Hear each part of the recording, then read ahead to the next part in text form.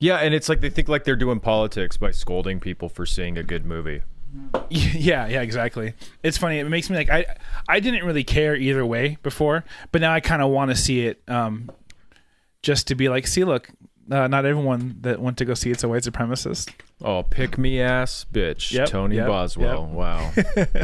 Oh, I'm sure this will make them like you, buddy, if you go see the Viking movie. People are still responding to when I told Terrence like a few days ago, hey, the white people are laughing at you, not with you, right? And a bunch of white people have been like, not me. Yeah. Nuh-uh. No, I'm laughing with him. we're not. I mean, Terrence laughs all the time. It's kind of impossible not to be laughing with him. Yeah. If you're laughing, he's probably laughing at the same time. Yeah.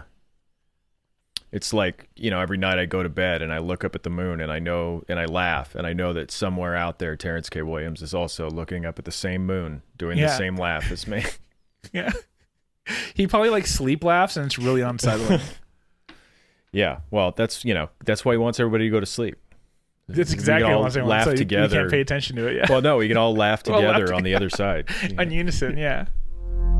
The liberals are destroying California, and conservative humor gone awry is going to fascistfornia today. So stay tuned. We're going to take a few pictures of the desert and how their policies are actually messing it up. It's not beautiful when you go across that border. But stay tuned, guys. We'll show you exactly what it looks like when destroy the deserts. All their environmental stuff. Stay tuned. All right, I'm Alexander Edward.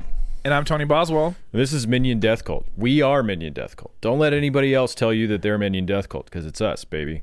Yeah, I mean, it's you too, but it's mostly us. Hey, thanks for tuning in. We got a wonderful episode for you folks today. We mentioned on I think it was the Patreon episode. I can't remember which episode.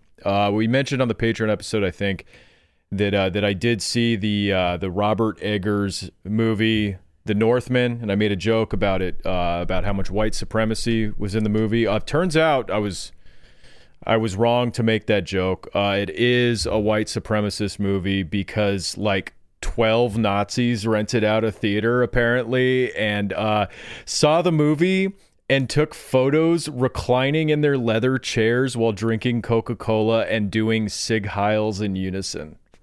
Like, also safely in a theater where they knew everyone in there. Yeah. It wasn't like they were, had run the risk of sitting in front of, a pick-me-ass Tony who's trying to just fit in and watch The Northman and, show that, you can be inclusive and watch it. Not doing it in front of anyone like that. It's just in the privacy of their own home, essentially, because they're renting out a little theater. Yeah, honestly, like, this is the right idea. This is where we should be pushing Comic-Con back into just a small theater away from, the public at large. Yeah, just tuck that away. It's funny because the best time to beat somebody up is in a reclining theater chair. Yeah, because if you miss, it's comfortable. Yeah, it's comfortable. It doesn't and hurt also, your hand at all.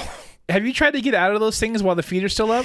You're pretty much stuck there. Yeah. You could just pummel them. It'd be pretty funny. Or you could just say, "Hey, your little doggy is underneath the recliner. Don't put the legs down yet." And they'd be like, "Oh no!" They'd be too worried about dog? it. Yeah, but there's no dog. You're just telling them there's a dog, so they stay up and you just beat the shit out of them. It's an Aryan dog. It's a German Shepherd under the recliner. Don't close it. Don't close it. And I show him a picture of my German leopard, my German lab mix. German leopard. My German leopard, my German lab mix. I'm like, look at this. Look what we've done. I'm not doing it just to the white women. I'm doing it to the white dogs too. Yeah, the guy also brought raw meat. The guy who tweeted out these photos brought a fucking steel mixing bowl full of red ground beef, by the way. Yeah. Like the worst meat you can eat raw. I don't know. It's if you, fresh out of the package, but if you leave it on the counter for a couple days, then it becomes something magical. Yeah, well, and that's okay. You leave it out on the counter, and that's how you get your vegetables too, because there's plant life starts growing on it. I mean, you probably didn't even really like enjoy the movie because you were eating like popcorn, maybe some milk duds and a soda. Mm-hmm. That's not what the Vikings ate. That's not what the Norsemen would have been eating and when watching this movie in the theater. Yeah. When they go to the theater, they were eating raw ground beef that they bought. Return to tradition, where you sit with your feet kicked up, making the most awful scraping noises of a metal spoon on a metal mixing bowl, stuffing your face while gleefully pointing at the screen and saying, "That's me. That's me. I'm up there. I'm barking like a dog." And there's like no way you can get that bowl clean, so it's gonna have that like iron smell like throughout the theater. It's just gonna get worse and worse. It's so funny because like all these people have, they're like disgusted with degenerate modern culture, by which they mean, I don't know, and I'm not trying to throw shade or anything, but like people sort of retreating into fandoms as the world around us gets worse and worse, people becoming obsessed with pop culture, and that's sort of depicted as like soy, right? And these people, you're a soy boy if you wear your footy pajamas and play your Nintendo DS Animal Crossing game or whatever, right? Which is, it's fine. I'm not necessarily a fan of footy pajamas or Animal Crossing, but the what is it called? Switch. That's a fine platform. All right. It is. There's nothing inherently wrong with that platform. But anyway, that's kind of how these people, like, that's their identity, is like mocking those people. And it's like, dude, just because you brought raw meat to the movie theaters with your favorite like commercial avatar of yourself on the screen does not make you any less soy. No, and it sucks because they're really missing out, because if they were to just dig at all, they can go find like Animal Crossing islands of neo-Nazis. Like every subculture, every fandom has those awful pockets. Every single one has awful pockets. Yeah, totally. And so like if you would have just taken 1 second to look a little bit, you would have found your little racist home. And Animal Crossing even. Well, this is modern politics in a nutshell. It's like there's two sides. We're in a two-party system. There's a culture war. There's a civil war that is about to break this nation apart at the seams. And the sides are, it's good to watch a thing, and then the other side is it's bad to watch the thing. And that's really it's really important that we get that down, because, like, listen, we need to talk about it now.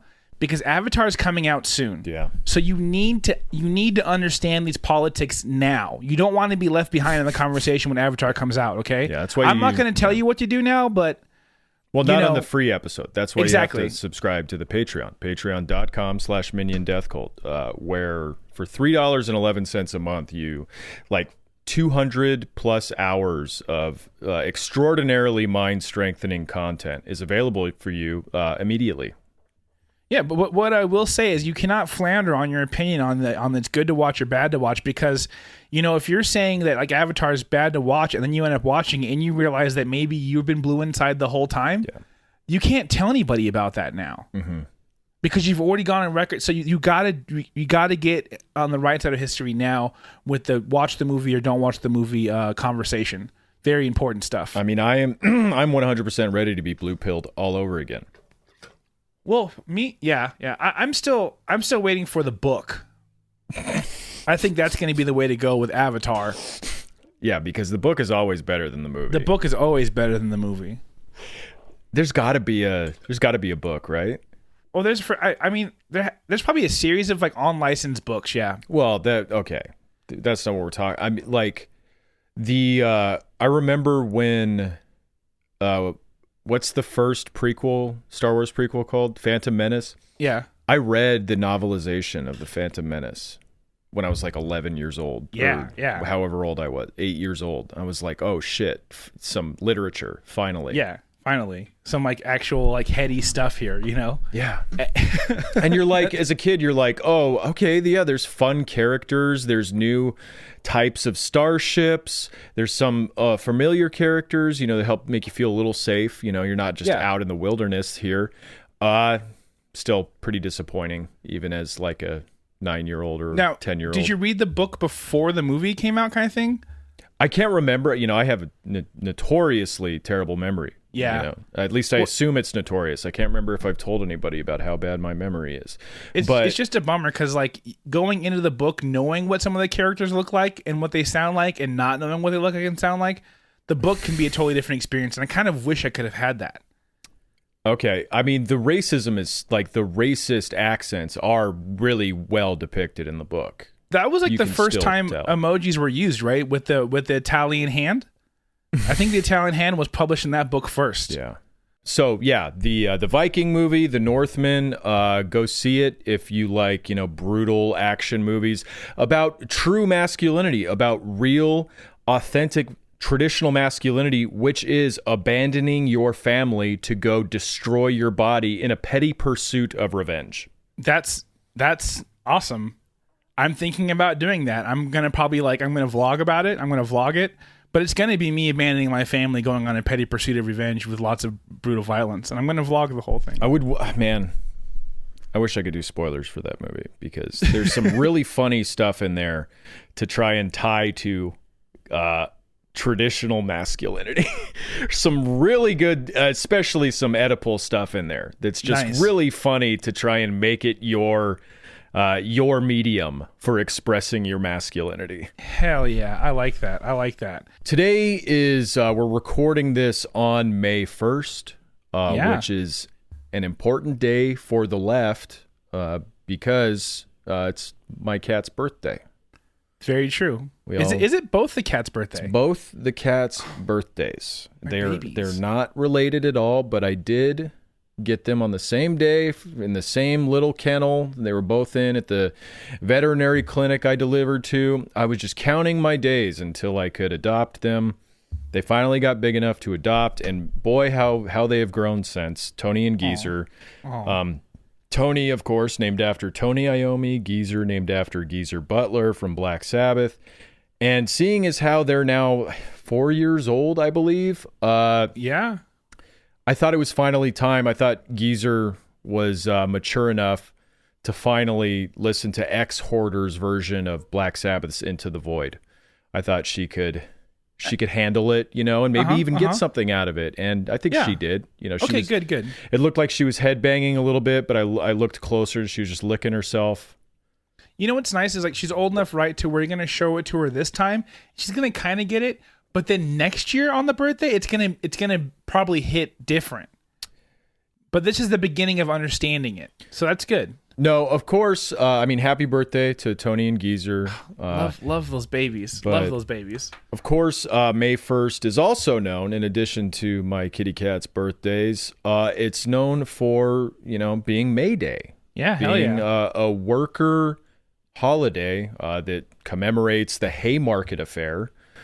Which was, of course, a riot that happened between workers and cops where, workers did some cool stuff. Cops didn't like it so much. So they opened fire and then they hung a bunch of workers after the fact, despite there being scant evidence to do so. It's been held up as a reminder of how people before us fought for the 8-hour workday, for child labor laws, all those sorts of things that are, kind of don't exist really in the same way that maybe they never existed. But a lot of people working more than 8 hours, of course, a lot of kids being, forced to work through weird loopholes or communities trying to get, teenagers to fill the gaps in underpaid wage labor.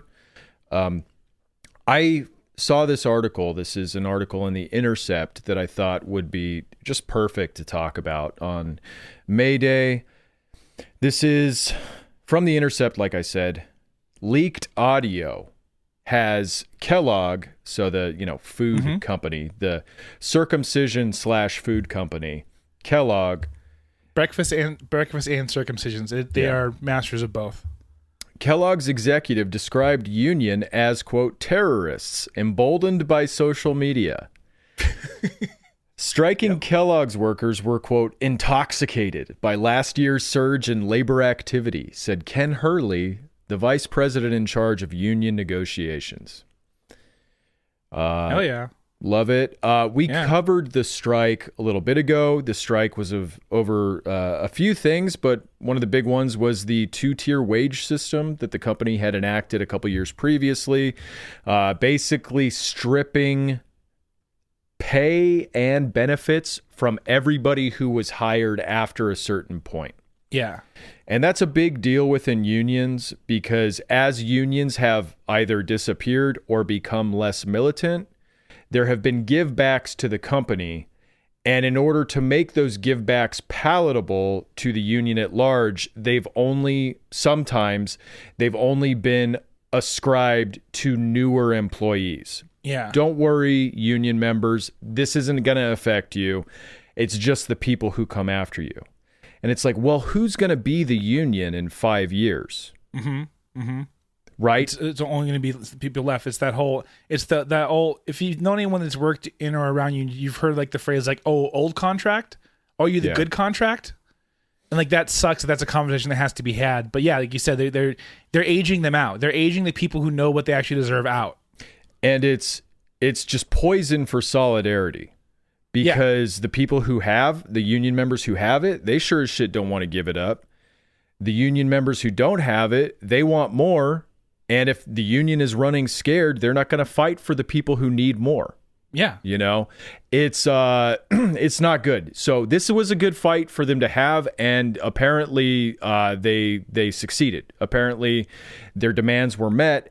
And Kellogg was not happy about it, as evidenced by this audio calling them terrorists. Yeah. Which is so amazing. Please just continue to strip all meaning from that word, terrorist. Yeah, just make it nothing, because there was no act of Kellogg's wasn't doing violence. It's not like they weren't even slashing tires you or mean anything the like union that. wasn't? The Kellogg's union wasn't doing that. There was nothing that could even be close to being ascribed as terrorism, except for, I guess, just aggressive negotiating tactics and holding strong on the line. But that's it. We'll get into, I'm going to read from this article and get into what were the terrorist acts. I also love the phrase, striking Kellogg's workers were intoxicated by last year's surge in labor activity. That rules. Their simple minds were rent and spun dizzy at the idea of a cost of living increase. They were drunk on the idea of 5 more days of sick leave, staggering around their tenant buildings, probably striking their wives and children with the idea. Spreading it. It was becoming pretty. You can tell it was insidious. There was definitely some grooming happening in this, no doubt. We call this one the Kellogg's car bomb. It's where they put a flyer on your windshield. Yeah, it's just talking about what you deserve. That's it. Earlier this week, in a meeting of employer-side attorneys and union suppression consultants, Ken Hurley, the Vice President of Human Resources and Labor Relations. How is that job title legal in America? Oh man, that's his job. His job is to not say shit like this. Yep. Labor relations. Yep. What does labor even mean anymore? What does that word even mean? Well, my tool, when I go into these negotiations or when I try to do PR for the company, when I try to communicate with the workers, the way I do labor relations is I spit in their face. Yeah. I spit in their face and accuse them of murder. Yeah, I mean, everyone tweets about wanting to be spat in their face, but once I do it in labor negotiation, you guys get all pissy. The Kellogg Co. spoke candidly about a new environment that has shifted the traditional power of employers and emboldened workers and labor unions. Oh, no. Yeah, to cue the ominous music here. In hushed tones, Hurley described the tactics employed by activists during a nearly 10-week cereal plant strike last fall. The strike prevented concessions from workers and forced Kellogg's to back off a plan to expand its 2-tier wage system. Quote, "In my view," Hurley said, "the union leadership at the bargaining table were behaving more like terrorists than partners." Yep. That's exactly what he said. The two genders, terrorists and partners. That's actually a poly slogan. I don't know if you knew that. Yeah, I'm attracted to both. Okay, Sorry. all right. Wow, must be nice. You say you are responsible for who you are around, And if you're condoning terrorists, then I don't know how we can be partners. Oh, I'm not just condoning them, buddy. Oh, doing shit. a lot more. Oh, wow. No, this is so. The union leadership at the bar, they were behaving more like terrorists than partners. It's almost like the union isn't your fucking partner and isn't like a diametrically opposed organization. It's almost like they're not there to agree with you. Yeah, so weird. So weird. It's almost like that's their whole role, their whole reason for existing. It's almost like this is a zero-sum game, and you got mad because you didn't get some. Yeah. So wild. The conversation was hosted by a human resources and labor relations trade group called Q. Hurley said he was surprised by the aggressive nature of the union, which generally has not engaged in confrontational tactics or strikes. Well, thank fucking God for a new day, you know? Yeah. I don't know what their deal is. Like, we've been doing things like this 2-tier pay system for like a minute. We've been trying to implementing this. We've actually been like, we've been taking things away from them for a while, and they've been pretty fucking chill about it. I don't know what the deal is now. I don't know why they're getting so mad now.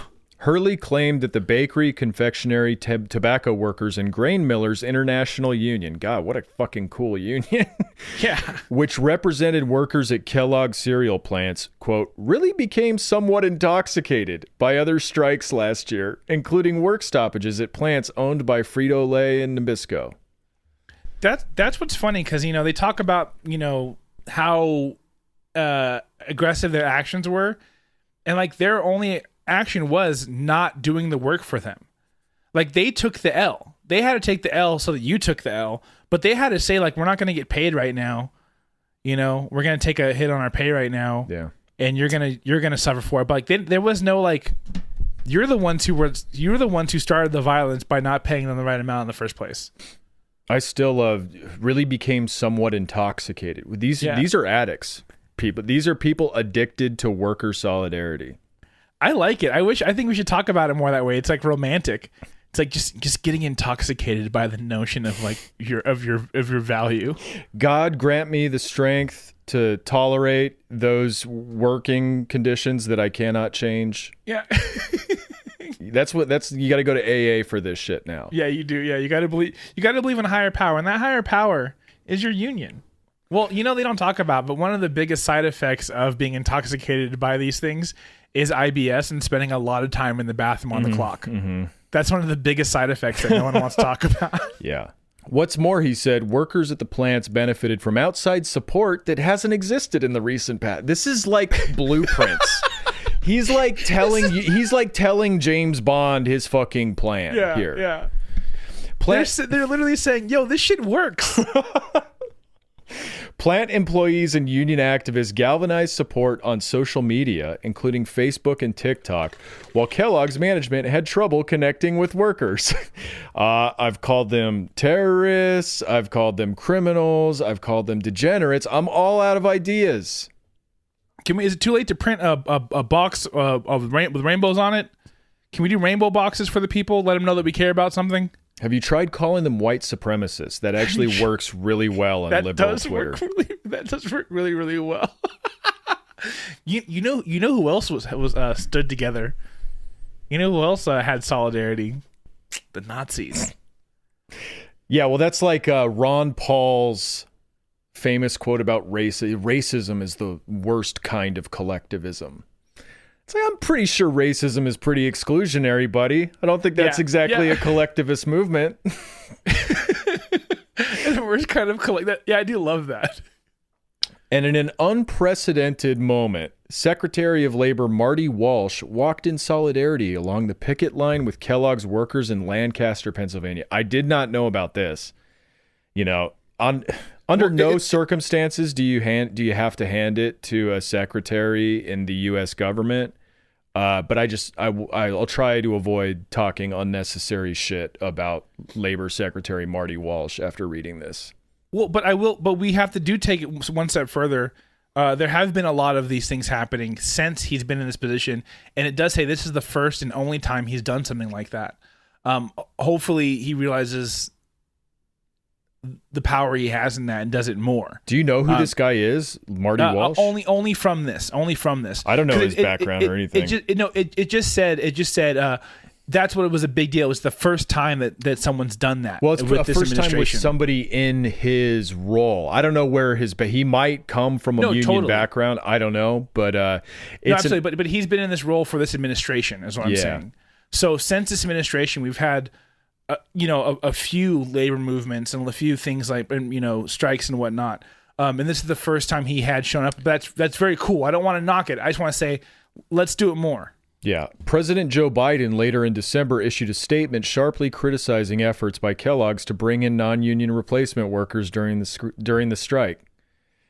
Come on, these are scabs, man. You know how we used to deal with scabs back in the day, man? We'd take a big old Chrysler, old Chrysler convertible, boy. Oh man, we used to drive over scabs all day.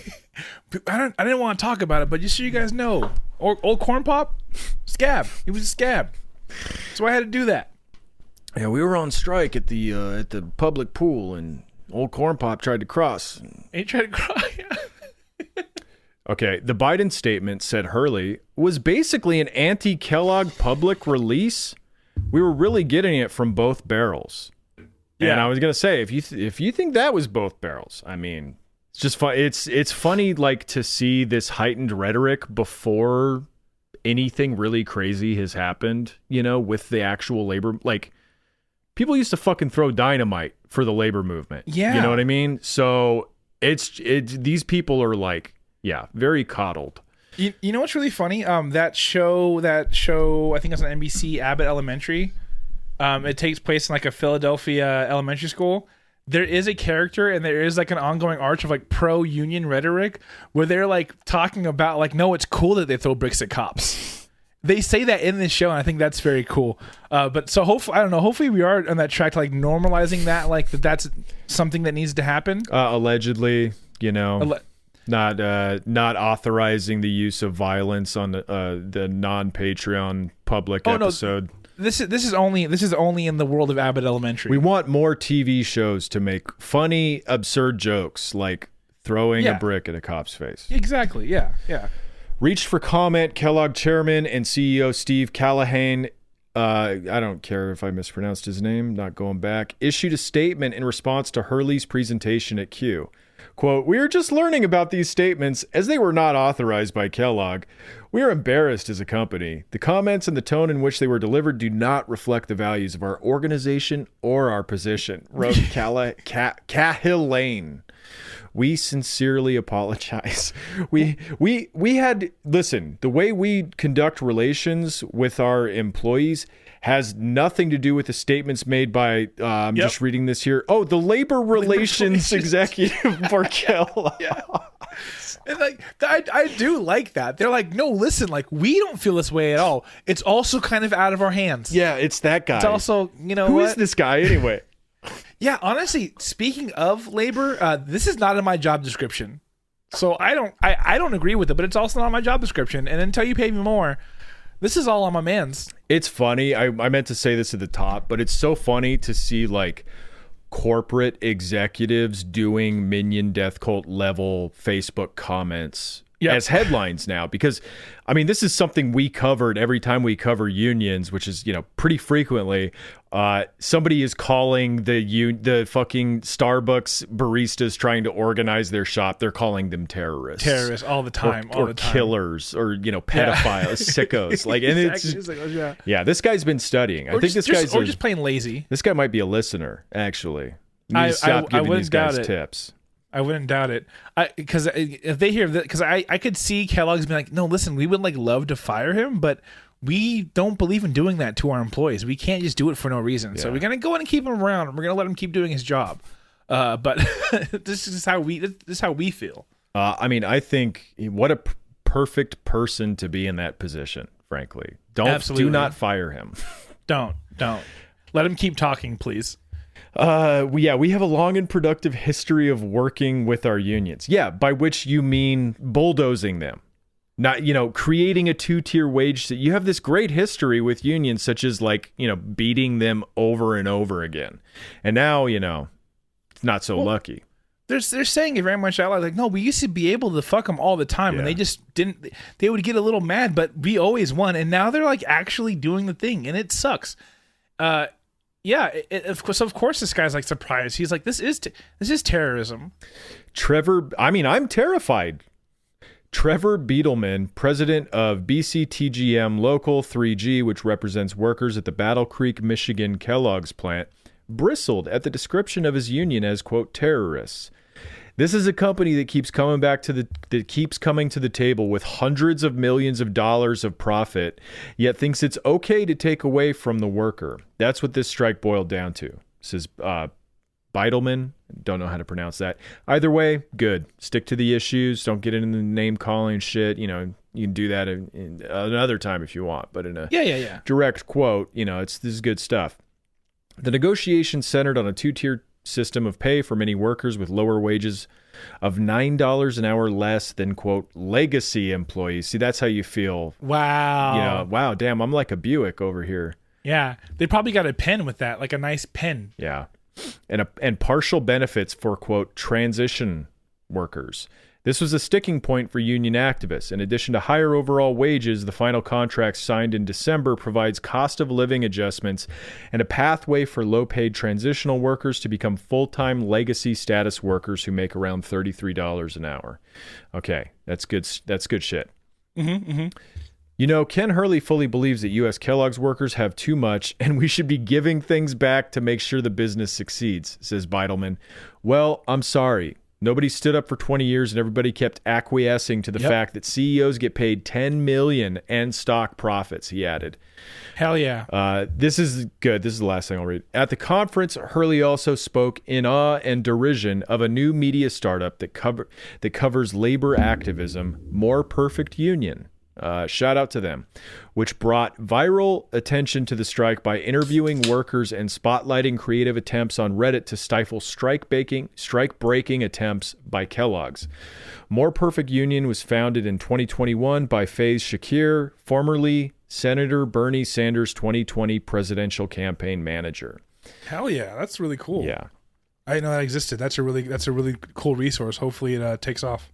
Yeah, I mean it is. Yeah, I've been following him for a year or two now. Seem to be doing good shit. This, stuff like this, like Faiz Shakir being the former, campaign manager for Sanders is like one of the reasons I have no qualms about having supported Bernie Sanders, even if it is like electoralism or whatever.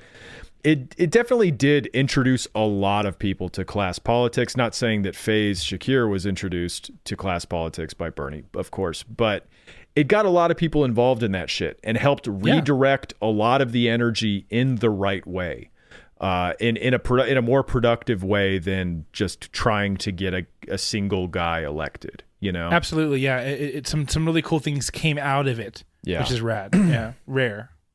And not Pod Save America. That's not what came out of it. A reporter for More Perfect Union, Hurley, said, ambushed him when he went to Washington, D.C. for negotiations. It's a George Soros-funded pro-union activist organization. They had a camera and a reporter was asking us questions as we entered the room. Literal terrorist shit. Whoa, they had an actual camera and they were asking questions? Well, there was no way that could only be the work of George Soros. There's no way to know if it was a real camera at the time, but you have to, you see that, you have to assume the worst. You have to assume it's real. I mean, it's honestly probably a 5K beam and a camera. Yeah, I mean, even if it were just a cell phone or even if it were just like a toy camera that you bought at Walmart, like I'm going to treat you accordingly. I'm going to treat you as if that is a real camera. Yeah. Until the threat is eliminated. You should have put an orange tip on the end of that camera, and I would have maybe this would have been different. Later, during a question and answer portion of the conference, Hurley called More Perfect Union a, quote, worthy adversary and very sophisticated. The media outlet, he added, churns out very impactful videos and they're a force to be reckoned with. I will say it's really impossible for a large company, to combat the kind of cinematography and emotion that comes out of these social media posts when they're produced so well. Well, I mean, again, because I'm always I've become kind of negative in this sense. I've been kind of a pessimist in this way where I'm like, does this shit work? Is this shit effective? Are we doing anything? And this guy is saying like, hey, no, actually the social media posts, I know we're a $1 billion corporation, but we actually can't touch them. They have something about them that we can't recreate, and that's good to hear. That feels great. Yeah, for proponents of labor power, the Kellogg's executive comments simply reinforce the notion that more labor activism yields greater impact and more victories for working class Americans. Hell yeah. Quote, after strikes at Kellogg's and John Deere and Kroger and their victory at Amazon, so many workers now take inspiration from each other, said Shakir. It's called solidarity, baby. Yeah. It's good They're shit. over here like writing poetry for us, like not even knowing it. Wow. Yeah. Well, that was Shakir. Cool. I was like, that was awesome. But no, that's true. It's so true. The purpose of covering the stories of working people is to make them feel like they have power, continued Shakir. And that's exactly what these union busters are responding to. They are fearful and afraid of the fact that workers might be taking matters into their own hands to reclaim power and the rights that are rightfully theirs. Yeah. Great story. Great story. That's awesome. Like I said, it's so good just hearing him say like that this shit works. Yeah.